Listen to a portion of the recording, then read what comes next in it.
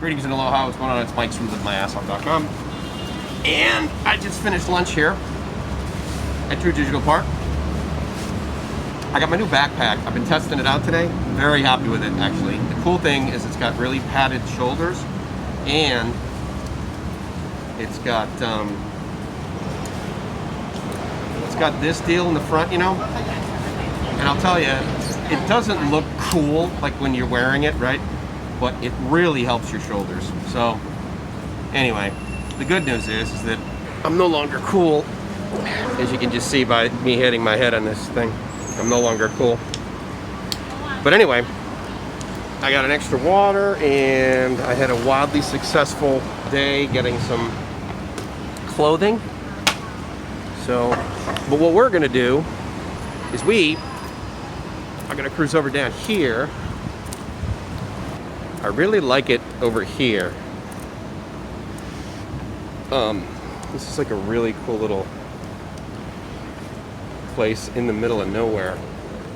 And the good news is that it looks like we're gonna be able to relax and sit down and chill out over here. So that's great. Look at that. All right. Earlier today I was over at Lumpini Park.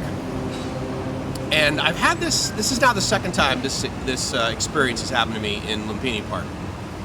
I'm sitting there and I'm effectively minding my own business. In fact, I purposely try and find an area where I can sit down, much like this, where there's effectively no one around me, because as we've discovered, my voice carries. And so I don't necessarily want to bother anybody, especially in Lumpini Park. But I also kind of want to do my own thing, and I was trying to, do some streaming and that sort of thing. And this is the second time this has happened to me. Some guy will just, like a top gentleman, will come up to me and, be really friendly and start talking. And I mean, again, even if this wasn't Thailand, even if this was like the United States, I mean, it's obvious. Like this guy is going to try and manipulate me out of money. And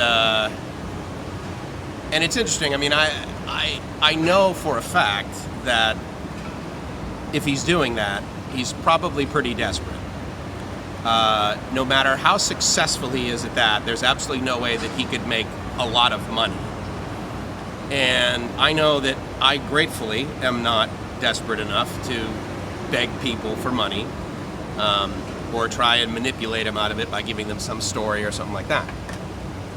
So I said, okay, well, this guy's going to go through his thing. But then I was like, no, look, I'm busy. And then he kept saying, I don't have a place to stay, I don't have any money, and that sort of thing.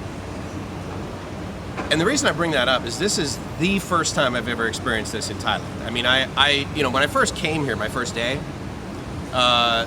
there were the people that get placed on the street, right, that have traditionally significant physical disabilities, and they basically just sit there and they hold, containers, and they shake them, and they expect you to put change in them or a little money. And then if you do, then, they give you a Y and that sort of thing. It's like, okay. And if you don't know, the reason I say they're placed there is that those people don't like make it their day to be there on their own, basically. They all work for a company. Traditionally, that company basically will it'll house them, and it'll feed them, and it will sometimes have to physically pick them up if they don't have legs that are functional, and place them in an area, a high traffic area, where based on their significant disabilities, people will do two things. They'll feel out of sympathy, they'll give them money, or from a Thai perspective, they'll give them merit, or they're, and anyway, I'm not going to get into that, but the point is that I saw a little bit of that, but it's only in the last few months that I've had what I would label as very capable people, certainly of manual labor, meaning that they have all their faculties, and they know enough English to be able to speak to me and try and say, hey, I don't have a place to stay, I walked all day today, I need some money, can you give me money, what's your name, that sort of thing, where are you from, and I completely understand the fact that it is extraordinary circumstances. The way the world is today compared to the way it was even January is such a huge delta. and the Thai surroundings relative to the first day I got here to live here permanently back in November, that's also significantly different. But I just wanted to share that because, yes, I talk a lot about gratitude, and I'm grateful that I don't have to see a man without legs to be grateful that I have legs. Like, I don't need to see someone with lack to be grateful for my excess in some areas, quite frankly. And just to be, I gave the guy 50 baht, and he asked me for more, and I said no. But he was, he definitely conveyed to me, or at least the story he conveyed to me, he probably had rehearsed it to some degree, was that he couldn't find work, and the government was not paying him here, whereas in America, which apparently he labeled as beautiful several times, he said, the government pays everybody, and it's free to go to the hospital, and I said, well, anyway, I didn't want to get into a big comparison of accurate data with this guy. But anyway, it was one of those scenarios where I listened to him probably longer than I normally would have. That'll... I basically paid him to leave, if you will. Or I paid him as I was leaving is the more accurate scenario. But anyway, it just sort of made me pause because, look, I know that, majority of you guys that are watching are either in the US or from the US or Australia, and you've either been here or you're on your way here or you're thinking of coming here. And so I just wanted to let you know that in my experience, it's been very rare, actually, that a Thai person would come up to me and ask me for that with the stamp. But again, I'm in Bangkok, I get it, it's more international, obviously their English is going to be better, but it just sort of gave me pause to say that, again, I effectively have zero problems today. I don't know if I had a gratitude attack, but I certainly had a gratitude attitude after I... What I thought I'd do is take you along for the walk. The audio is going to be a little muffled, likely, but that's okay. At least I'm safe. When I came through back there, actually, when he took my temperature, I was, I think it was 36.4, so that's not too bad. I like to be about 36.1, but no big deal. I'm flexible. True Digital Park is a very interesting place. They market it as being the largest co-working space in all of Southeast Asia, which I tend to agree with. For sure, there are probably, in total, there's probably more square footage in other countries, but not in one spot. Now, when I was here for about 3 weeks, I was here on a grant, and I was studying the startup ecosystem and the entrepreneurial culture here in Thailand, but specifically Bangkok. And at the time, there was a lot of innovation, there was a lot more, at least, money coming in, because you can have an idea all day long. I mean, I've got some great ideas. But ever since January, we've been stalled because we just simply don't have the cash to hire the developers right now. And so, unfortunately, without any seed funding, a lot of ideas don't get off the ground. And I learned a long time ago that while I do want to have some skin in the game and I will use some of my own money, I'm the easiest person to convince that I've got a great idea. The next easiest are my very good friends and like my parents and family members and that sort of thing. So, knowing that, what I discovered is I should try and get money from people who aren't those people.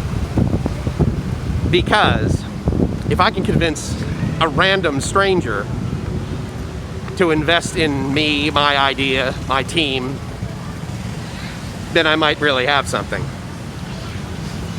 But it's pretty much confirmation bias, I would submit to you.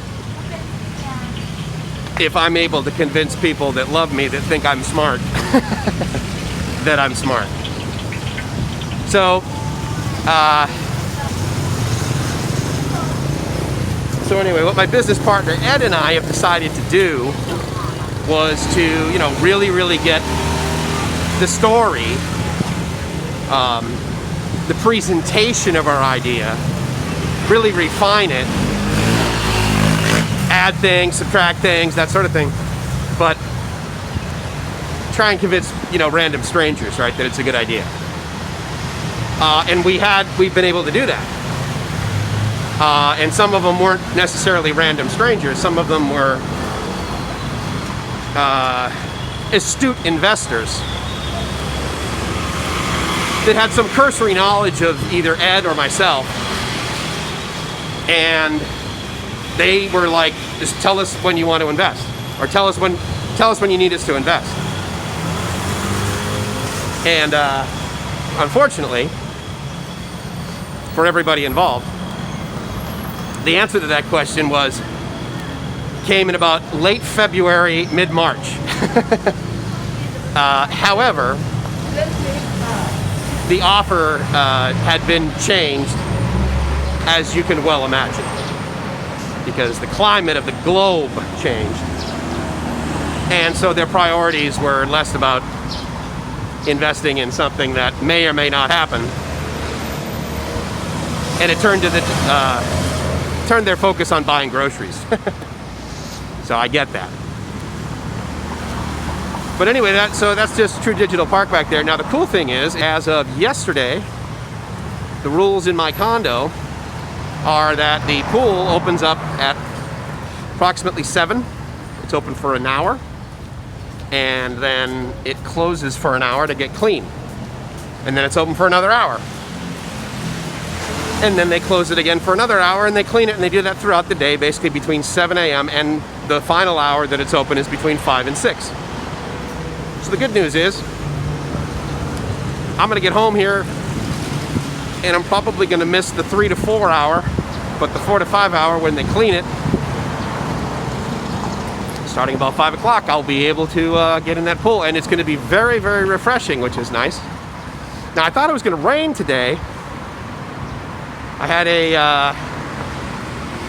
had data that indicated to me that there was gonna be a 97% chance of thunder showers where I was, but I'm not there anymore. So, and in fact, when I got out of the mall after that report, the sky was blue and clear and white puffy clouds, and there was sun, and it was hot. So, just like in the United States, when the meteorologists tell you this is going to happen, the grain of salt label applies in Southeast Asia as well. Looking behind me, it doesn't look like there's any cars, so I am going to actually cross the road. This is great. And I'm not going to get hit, by the way, too. That's actually the goal. My long-term goal, which is to live to be 100 and healthy and happy. So anyway, I just wanted to check in as I was going from there. I did a little bit of a break and share with you another sort of version of my gratitude. So anyway, it's Mike from LiveMyAssOff.com saying I hope you're living the dream, because if you are not living the dream, then you do not have a really cool N95 face mask like this guy. Talk to you soon, ciao.